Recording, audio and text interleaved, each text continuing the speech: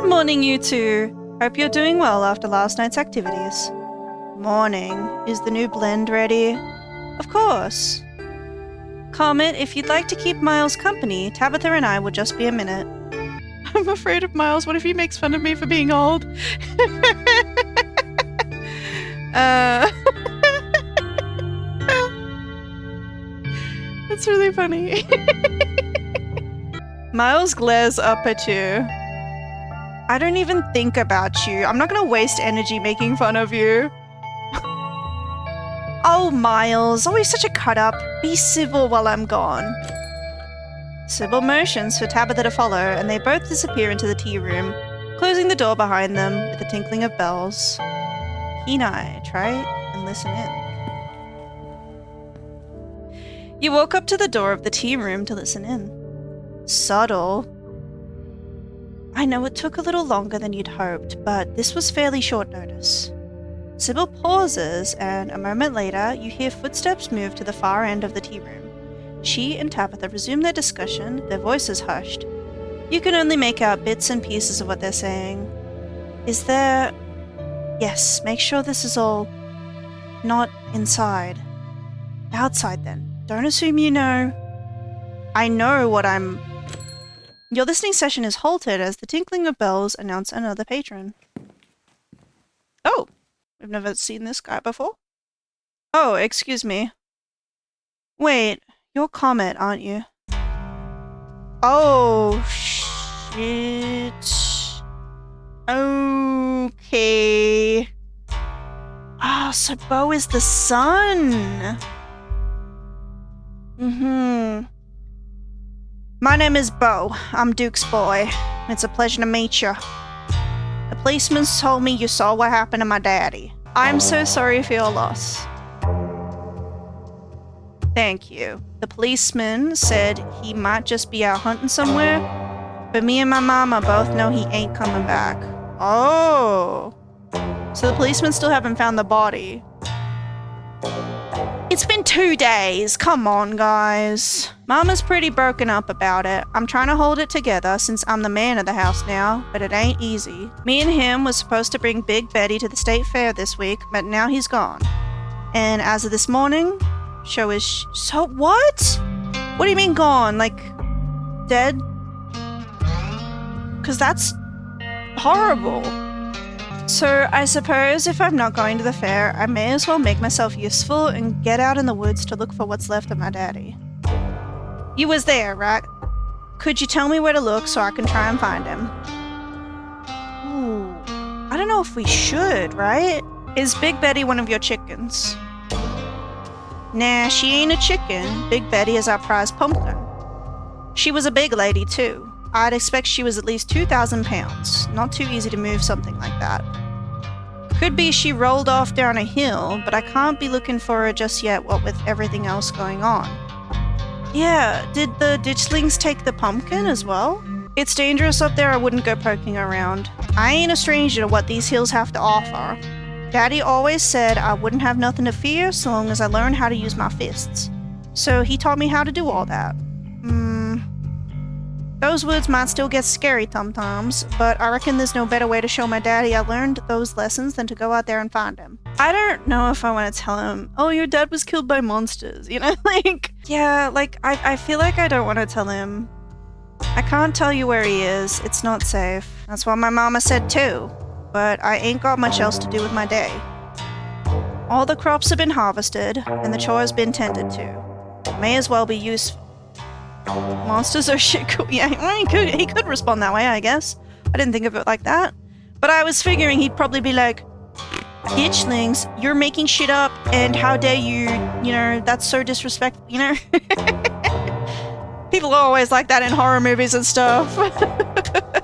Thank you for looking out for me, Comet. And please tell Miss Scarlet I'm sorry about her mama. Poor Bo. Tabitha and Sybil are still in the tea room. Your phone buzzes. Oh my god, hey, I overslept. Still gotta make myself breakfast, meet at the library after and figure out plan. And then it buzzes again. Stella sends you back an image of an exhausted alien. Nice. Hey again, lol. If you want to come over for breakfast, would not hate it. And then it buzzes yet again. Somebody was busy this morning. Maybe I was. Maybe I was. Sliding into the DMs army. Whoa, winky face. Whoa. Oh my gosh. Wait. The winky face? Oh my god. If you want to hang out before the library thing, I'm parked in the abandoned lot by the gas station. It's hard to miss. You have plenty of time before dinner at Reese's house. Ooh. Wait for Tabitha. Wait for Tabitha. That's funny. See, maybe I want to pursue whatever, you know, whatever this is with Kanika. Like, I didn't really think this was like a dating game, you know? I didn't really think about it until this morning when I was in the shower and it was like, you know, think of a special someone. I just chose that because I thought it was funny, but, you know. Yeah, let's hang out with Kanika. I mean, she sends us the winky face, like, you know? I mean, I feel like we're in. You follow the directions Kanika texted you and soon find yourself in a disused parking lot hidden behind the shuttered shops on Main Street. She's sitting alone in the back of her van, but she notices you lurking on the edge of the parking lot and waves, her troubled expression brightening into a smile. Hey, you made it! Hop on in! Hinai, there's something different about Kanika today. She seems tired, her usual alertness gone, and her eyes unfocused as they settle on you. Sorry if this is a weird place to hang out. I'm, taking a mental health day. I kinda need some space from the store. Plus, I feel like arse. I'm exhausted and a little out of it. Must have inhaled too much coal dust last night. Ooh. Or, whoa, you're sick, better not be contagious. Flirt. Well, you look great. Are you trying to lay down the charm on me? Maybe it's working. Keep it up and see. Oh my gosh. Do you think you're contagious? I think I'm just run down from spending too much time in that mine. But I guess I don't know if I'm sick. I hate that feeling, you know? When you're like, oh, I don't know if I'm sick or if it's just like I'm tired or I ate something, you know? Like, give me the closure. Oh, I've just noticed she's got a chocobo. Is that what it is? She's got an axolotl there. Obviously, this is from Madoka Magica and Sailor Moon, which we have also seen her have stuffed wood. But this is, I haven't seen it, but it's Cardcaptor Sakura, right? I've never seen that show, but I feel like I recognize the mascot. She loves magical girls, I think. Kanika pauses to reflect on what she just said and shudders. And with whatever happened to Wayne, I don't want to think about it. Are you sick? I don't think so. I think I'm okay. You think you're okay? Are you or aren't you? Yeah, I don't know, man. Like, I don't feel sick. No, it's okay, Kanika. If Comet had what you have, she'd know it. Really? Sorry to talk to myself. I get anxious about being sick. What's going on with you and your folks? She sighs. Are you sure you want me to get into it? I don't want to dump all that drama onto you. Lay it on me, I'm a fiend for drama. We've only known each other for a couple days. Are you sure you want me to trust you like that? I'm gonna say only if you're comfortable sharing. Real respectful, like. I don't want to pressure you into saying something you'd rather keep private. It would honestly be a relief to talk about it with someone. Thanks, Comet. Especially since you were there last night, so you know how it felt to survive something like that unscathed. So, after I got home last night, I had to deal with my brother. He really made me feel like I was the bad guy, especially once we got home. Like, the whole mine collapse was my fault. And Mom didn't help. She never does. She always takes his side, saying he's young and allowed to make mistakes. Mistakes that I could never dream of getting away with. When we told her what happened, she just said the same shit she always does about family and getting along and sent us to bed with tea. Her favorite method of conflict resolution. As if a little hot leaf water ever really helped anybody. What's the deal with her and tea anyways? I don't know if you've seen the sign in the tea room, but apparently tea is life. It's like she thinks she's some kind of witch. It kind of boiled over this morning though. She wound up blaming me for letting Miles sneak off into the mines, saying that if I'd been working like I was supposed to, he wouldn't have gotten into trouble. Like I'm supposed to be in charge of a sullen teenager every second of the day. While working. And it's not like I don't care. I'm always stressing out about that kid, or the store, or the million other little things I'm supposed to deal with. None of this should be on me. These are the best years of my life, and I'm wasting them in this dying town, keeping a store afloat while my mom just messes around with her little herbs or whatever. I've made it out of here. God damn it. I'd gotten into grad school. I was good at it.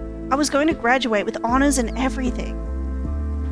But Dad died, and I came back for the funeral.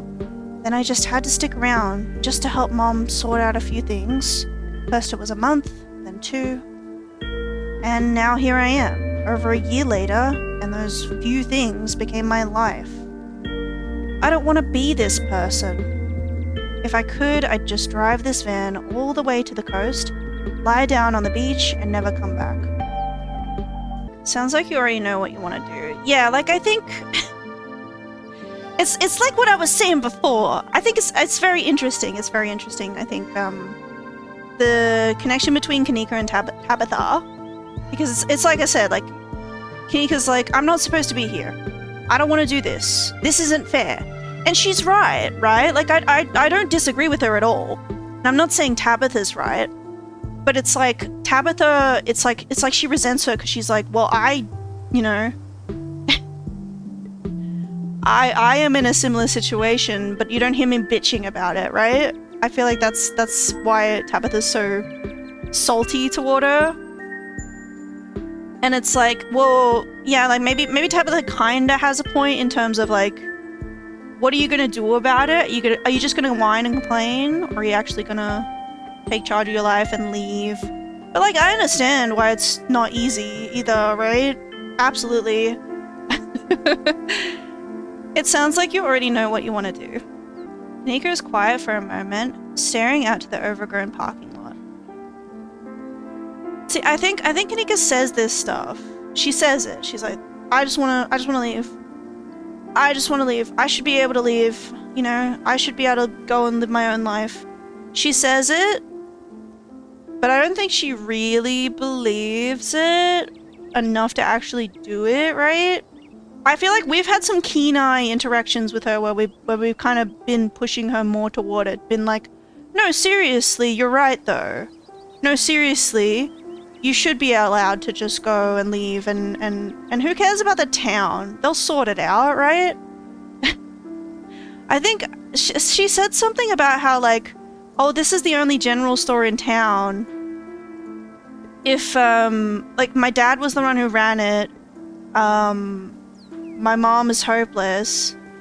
If I just leave, then the whole town will collapse, right? But that's silly, right? It's silly that, like, the town would collapse because this one unwilling person doesn't keep working, right? At the general... Like, surely they would sort it out, I don't think everyone in town is, like, totally helpless. Like, yeah, it would probably cause problems, and probably her mom would, like, guilt trip her and whatever, but, yeah. I kind of... Yeah, I wonder what Nika's gonna do. Yeah. You're right. Maybe tomorrow. Stella made all those ghost hunting plans. I can't just skip out on her like that. See, that's another thing though. It's like, yeah, if you're always gonna find an excuse to stay, Kanika. You're always gonna find an excuse to stay. And if if that's the decision you're making, you gotta be content with it, right? You gotta be content with it. But yeah, tomorrow.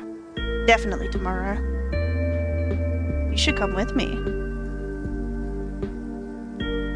Well, hold on. I need to stay here for my aunt's funeral. Like, yeah, absolutely. But like, can I can I catch up with you like in a couple days? God. And of course I feel like an asshole for talking about all of this now. The morning after a mine collapse. That one's another thing. It's like, it's not on you. Just go.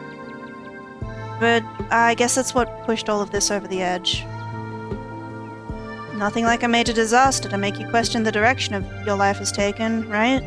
Let's keep flirting with her. I wouldn't have met you if you hadn't stuck around. It's not all bad.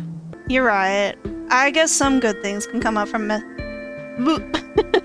I guess some good things can come from messed up situations. I'm serious, by the way. If I leave town tomorrow, when I leave town tomorrow, you should come with me. I don't know. We'll cross that bridge when we get there, I guess. I wanna get into this. Come on. You and my cousin don't seem to get along very well. That's putting it lightly. But yeah, sometimes you don't get along with people. If you have to ask, I think she's a repugnant, selfish human being to her core. Whoa.